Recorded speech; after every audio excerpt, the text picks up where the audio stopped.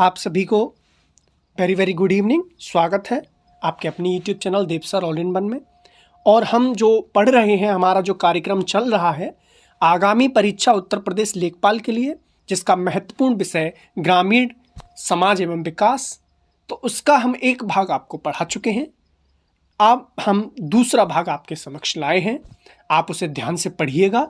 और यह जो आपके सामने आया है, यह हैंड रिटन नोट्स हैं और यह एक किताब का नहीं, दो किताब का नहीं, कई किताबों का निचोड़ इसमें शामिल है। और यह आपको निश्चित ही सफलता दिलाएगा, सफलता में आपका सहयोग करेगा। आपके उज्जवल भविष्य की हम कामना करते हैं।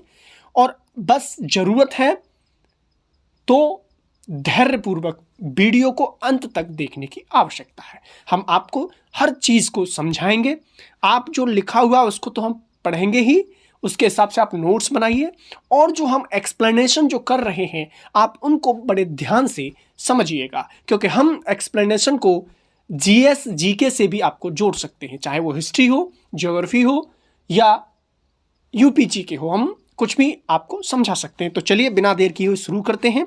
तो सबसे पहले मैं आपके सामने बताते हैं चकबंदी क्या होती है। पहले आप ये सुन लीजिए, चकबंदी क्या होती है। चक यानी कि खेत, चक को बांधना यानी एक जगह इकट्ठा करना, यह चकबंदी प्रक्रिया कहलाती है।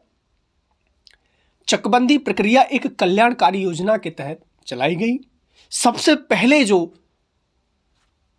इसका प्रयोग किया गया वह परतंत्र भारत में यानी कि 1920 ईस्वी में हुआ था, बड़ौदा में।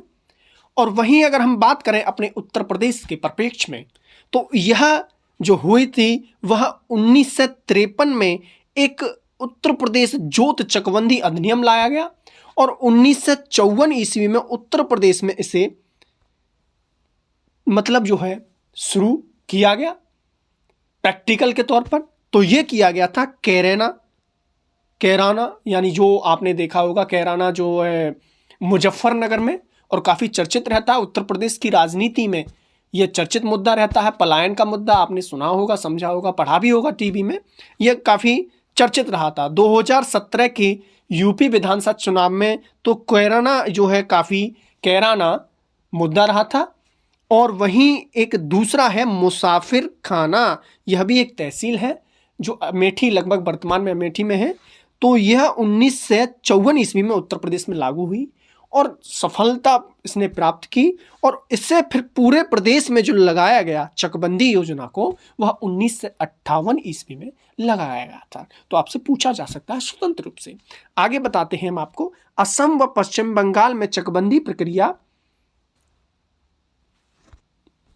लागू नहीं है। हम आपको एक चीज और बता दें, यहां पर देखिएगा, जब चकबंदी कराई जाती है तो इसके संचालन के लिए एक चकबंदी आयुक्त होता है और इसके ही अधीन एक चकबंदी लेखपाल का सृजन किया जाता है। एक चकबंदी लेखपाल होता है। तो लेखपाल दो तरह के होते हैं, यहां से एक सवाल उठता है। एक होता है राजस्व लेखपाल और एक होता है चकबंदी लेखपाल। तो राजस्व जो लेखपाल होता है वह जिले का जो अधिकारी होता है, जिला अधिकारी डीएम, उसके अधीन होता है। और वहीं चकबंदी जो लेखपाल है वह चकबंदी आयुक्त के अधीन होता है। यह एग्जाम में आपसे पूछा जाएगा कि चकबंदी लेखपाल निम्न में से किसके अधीन कार्य करता है, किसके प्रति जवाब दे रहा है। तो चार ऑप्शन होंगे, उसमें एक चकबंदी आयुक्त होगा जो इसका सही जवाब होगा। तो चलिए हम आगे बढ़ते हैं अगले विषय की ओर। देखिएगा, किसी भी लेखपाल को भूमि पैमाइश यानी भूमि को मापना आना चाहिए। और भूमि को मापने के लिए कुछ यंत्रों की हमें आवश्यकता होती है। तो कुछ माप ऐसी हैं जिन्हें हमें समझना होगा, जो कि परीक्षा का भी केंद्र बिंदु रहती हैं, जो बार बार पूछा जाता है। देखिएगा, पहले शाही इकाई व्यवस्था चलती थी। 1 इंच में जौ के 3 दाने माने जाते थे और 1 फुट में आज भी 12 इंच होते हैं। और 1 गज में 3 फुट होते हैं, यानी 3 फुट 12 में हम गुणा करेंगे तो 36 इंच हो जाएंगे। एक जरीब क्या है, आप इस पर फोकस कीजिएगा। जरीब सबसे मुख्य और प्रचलित साधन है भूमि पैमाइश का। फरलांग, ये 10 जरीब, एक फरलांग में 10 जरीब और 1 मील में 8 फरलांग होते हैं। तो व्यूअर्स, आपसे यह भी पूछा जा सकता है कि फरलांग क्या है। तो फरलांग एक भूमि पैमाइश की एक इकाई है। तो आगे चलकर 1958 ईस्वी में मीट्रिक इकाई व्यवस्था को अपनाया गया था, यानी कि metre, decametre, hectometre, millimetre, centimetre, इनमें जो हम माप करते हैं वह मीट्रिक इकाई व्यवस्था कहलाती है। आज हम आगे बढ़ते हैं, ध्यान से सुनिएगा। देखिएगा, जब हम जरीब, जो हमने आपको बताया सबसे प्रचलित और सर्व प्रमुख भूमि पैमाइश का साधन है, वो है जरीब। जरीब कई तरह की होती हैं, शाहजहानी जरीब, गंटरी जरीब, इंजीनियरिंग जरीब। तो उसमें सबसे जो प्रमुख जरीब मानी गई है, जो काफ़ी प्रचलित में रही, शाहजहानी जरीब। इसकी लंबाई के बारे में एक बार नहीं कई बार एग्जाम में क्वेश्चन आया है कि इसकी लंबाई कितनी होती है। तो इसकी लंबाई होती है 165 फीट, यानी कि 200 कड़ियाँ, यानी कि एक कड़ी की लंबाई होती है 9.9 इंची। अब व्यूअर्स, यहाँ पर ध्यान देने बात यह है कि शाहजहानी जो जरीब है, इसके माध्यम से अगर कोई हम भूमि की पैमाइश करते हैं या सर्वेक्षण करते हैं तो वह थॉक वास्ट सर्वेक्षण कहलाता है। वेरी वेरी इंपॉर्टेंट, आप इसे अंडरलाइन कीजिएगा और नोट कीजिएगा। शाहजहानी जरीब से जब हम कोई भी भूमि पैमाइश का सर्वेक्षण करते हैं तो वह थॉक वास्ट सर्वेक्षण कहलाता है। वहीं दूसरी प्रमुख जरीब है गंटरी जरीब। इसकी भी लंबाई कई बार एग्जाम में पूछी गई है। इसकी लंबाई होती है 132 फीट, 200 कड़ियाँ होती हैं और एक कड़ी की लंबाई होती है 7.92 इंच। और इसके द्वारा जो सर्वेक्षण किया जाता है वह कैडस्ट्रल सर्वेक्षण कहलाता है। तो आप इसको नोट कर लीजिएगा। चलिए हम आगे बढ़ते हैं। देखिएगा व्यूअर्स, ये बहुत अच्छे नोट्स हैं, आप इनको जरूर धैर्यपूर्वक, शालीनता के साथ और निरंतरता के साथ आप इसको पढ़ते रहिए। हम आगे बढ़ते हैं। एक गट्ठा में कितना इंच होता है, यह एग्जाम में पूछा गया है, इसलिए हमने इसका, जब भूमि पैमाइश में कैसे क्वेश्चन आते हैं, इसके लिए हमने आपको सामने एक बहुविकल्पीय प्रश्न रखा है। तो आप इसका जवाब देंगे, वैसे आपको पता भी होगा। देखिए, एक गट्ठा में कितना इंच होता है। 4 ऑप्शन ये हैं, A 99 इंच, 100 इंच, 90 इंच और 55 इंच। देखिएगा, एक जगह प्रश्न यह भी एग्जाम में आ सकता है कि एक गट्ठा या लट्ठा, एक गट्ठा में कितना इंची नहीं, यानी कितना होता है, तो उसमें फुट भी होंगे। तो आप ध्यान से समझिएगा। वैसे इसका जो जवाब है वह है 99 इंच, क्योंकि अगर हम फुट की बात करें तो एक गट्ठा में 8 फुट और 3 इंच होते हैं। तो आप सभी जानते हैं कि 1 फुट में 12 इंच होते हैं, तो 12 अट्ठे 96 और 3 99। तो एक गट्ठा लट्ठा में 99 इंच होते हैं। वहीं बात करते हैं, चलिए आगे बढ़ते हैं। देखिए, हमने आपके सामने एक शॉर्ट ट्रिक लाए हैं, यह एग्जाम में पूछा रहता है और इसमें थोड़ा बहुत कन्फ्यूजन भी होता है। यू क्या है, उनवांशी, के फॉर कंचवांशी, बी फॉर विश्वांशी और एक बी फॉर होता है बिस्वा और पी फॉर पक्का बीघा। तो यह जो हमने सजाया है, यह आपके लिए असेंडिंग ऑर्डर में सजाया है, यानी कि आरोही क्रम में। यानी कि उनवांशी मिलकर बनाता है कंचवासी, और यानी 20 उनवांशी में एक कंचवासी और 20 कंचवासी में एक विश्वांशी और 20 विश्वांशी में एक बिस्वा और 20 बिस्वा में एक पक्का बीघा। क्योंकि 7 बिस्वा है तो वह कच्चा बीघा होता है। तो अगर हम कच्चा बीघा की बात करें तो एक बीघा में 3 कच्चे बीघा होते हैं। यह भी एग्जाम में पूछा जाता है, पक्का बीघा और कच्चा बीघा। एक पक्का बीघा में 30-25 यानी कि 3025 वर्ग गज होते हैं एक पक्का बीघा में। आप समझ रहे होंगे।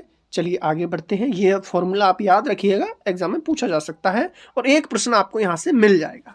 आगे बढ़ते हैं। रैयत बाड़ी व्यवस्था का खाका कौन तैयार करता है? क्या यानी रैयत बाड़ी व्यवस्था का खाका, यानी खाका मतलब डिजाइन, किसने इसको तैयार किया था? और यह एग्जाम में पूछा जाता है। तो इसका जो सही जवाब होगा वह होगा अलेक्जेंडर रीड। ये कर्नल थे, इन्हें कई किताबों में यह कर्नल रीड भी लिखा हुआ है।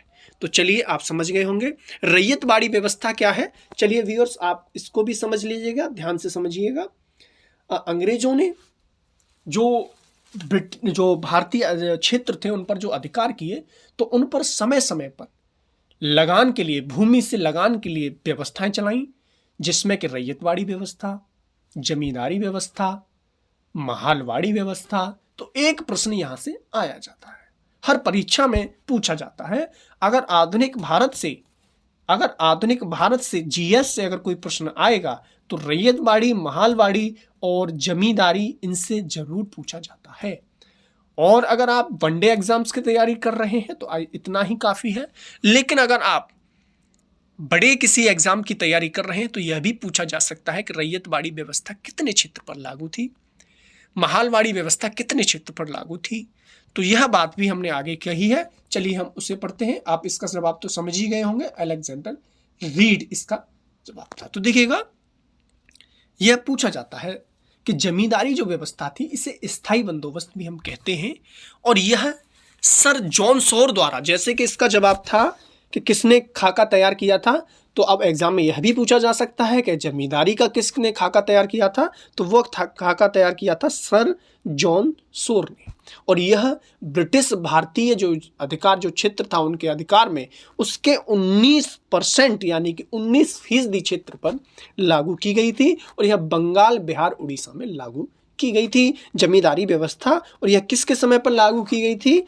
कॉर्नवालिस के समय पर, लॉर्ड कॉर्नवालिस के समय पर।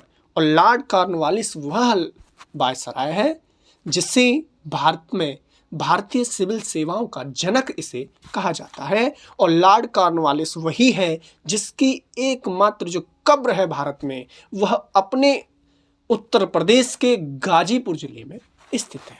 तो आप यह भी ध्यान से समझिएगा। रैयतवाड़ी जो व्यवस्था थी वह रीड और मुनरो ने तैयार की थी, और यह 51% भूभाग पर लागू हुई थी। अब 1951 कितने हुए? लगभग ये हुए हमारे 70%, 70।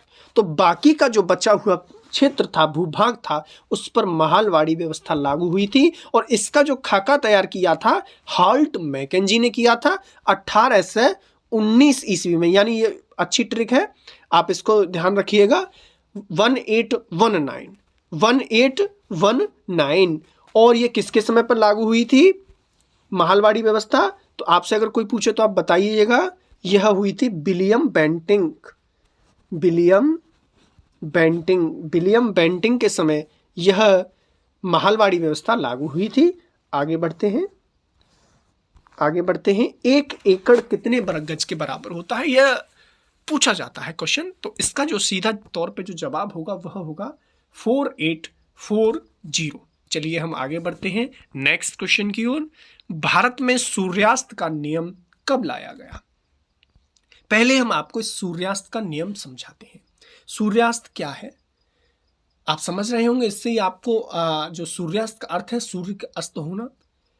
जमींदारी व्यवस्था जब 1792-93 में लागू हुई जमींदारी व्यवस्था, तो उसमें एक तिथि निश्चित की जाती थी ताकि जमींदार लगान वसूल कर सके।